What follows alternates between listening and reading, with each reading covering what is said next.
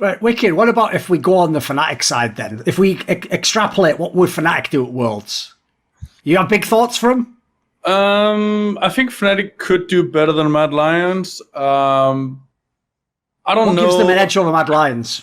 So, I feel like Fnatic have an amazing bot lane, but Upset underperformed in playoffs, which happens, whatever. But I think he's still extremely good. He's been extremely good for a long time, throughout his entire career, basically. I think he technically did have, by the way, the highest KDA in the whole playoffs. But listen, as a reckless hater, like, that doesn't mean anything. Yeah, but anyways, I still think he underperformed. Right? He lost some lanes where I think he had a couple of games. Yeah. I think Adam is amazing. I think he's going to keep improving.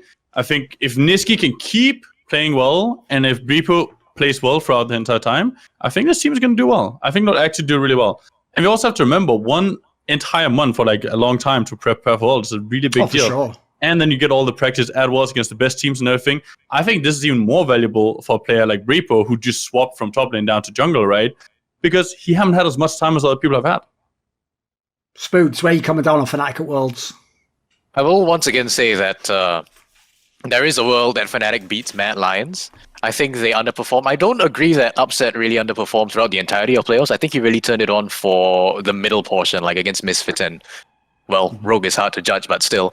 I feel like they were maybe trying something new in the finals, which I don't really understand, because they put Upset on Ashe twice. They lost both of those games. You want to guess how many times Upset played Ashe throughout the entire year? Yeah, twice during the finals of the Summer Split. So I don't really know what they were trying there. And especially because, Upset's an ADC that has to deal damage in order for Fnatic to really win. I hope they don't give him Ashe again. I hope they give him like Tristana or whatever he's shown before.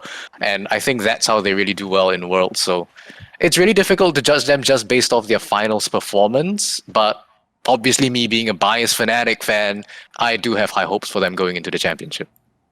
Right, here's the thing. If people don't know, go look at my career. It's a fact. I've got thousands of hours of footage you can go and look through. If Fnatic's ever good, Season 5, Season 8, I always big them up and say they're really good. I'm going to say this. I don't think this team's got any chance of getting out of the group stage. Because here's the problem. I'll go through them. There's one angle I actually have where if every player played like as good as they can, like not extreme, but just like, like their normal level, they actually do have a unique angle I actually think could be a strength. It's just I think player performance will let it down. The strength is actually in the draft, because here's the interesting thing.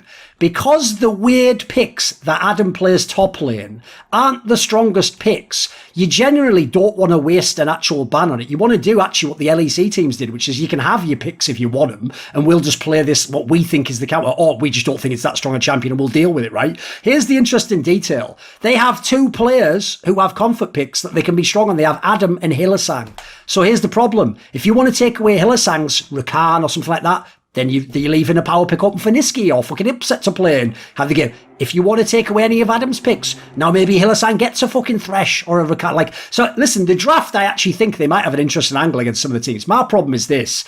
I just look at these players. There's two players, I'm going to name them, and I just don't believe at this point these players are getting to the quarterfinals of Worlds in a Worlds where, you're 4 LCK and 4 LPL, and this is the reason why. One, listen, Adam has actually proved me wrong 3 or 4 times in the playoffs, but I'm going to double down that he doesn't get past fucking, he might have to play Nagori, he might have to there's some amazing players he might have to play. There's people, like, listen, everyone loves to laugh at Khan in LCK. Khan will fucking dust Adam off, I'm telling you right now. Then the other player, and I'm not even being a hater on this one, it's just that, like, I just don't believe Niski is going to carry games against international mids. If he does again, I'll be the first to admit I was wrong. But I think he's done a very good job to where he's at. I think making it to Worlds is like reasonable level for him. But again, you might have to go against Showmaker. You might have to go against pick who you want. Even Scout again. A Western fan will go, who is Scout? Like, yeah, he's only a 3-time LPL champion, motherfucker. On teams with 0 like all-time great players, pretty much as well, except the support players. So shut the fuck up.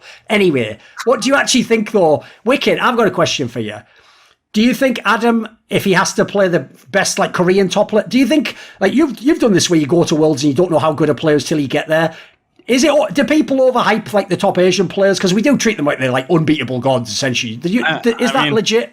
People always overhype them, but I'll ask you a different question instead. Go on, then. Didn't you believe then started hyping Adam that Adam wasn't going to be good in EU necessarily? He wasn't going to beat Wunder and all these kind of players.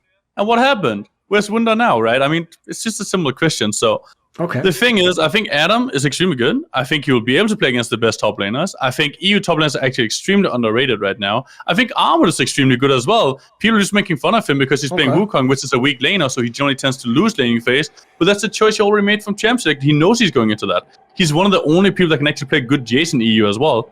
I don't really know anyone else who plays an amazing Jace. So I think Armor is really underrated. I think Adam is underrated. I think Oramne is probably appropriately rated, but people think he's the best in Europe, right? So, I mean, that makes sense. So, I think he'll do good, yeah.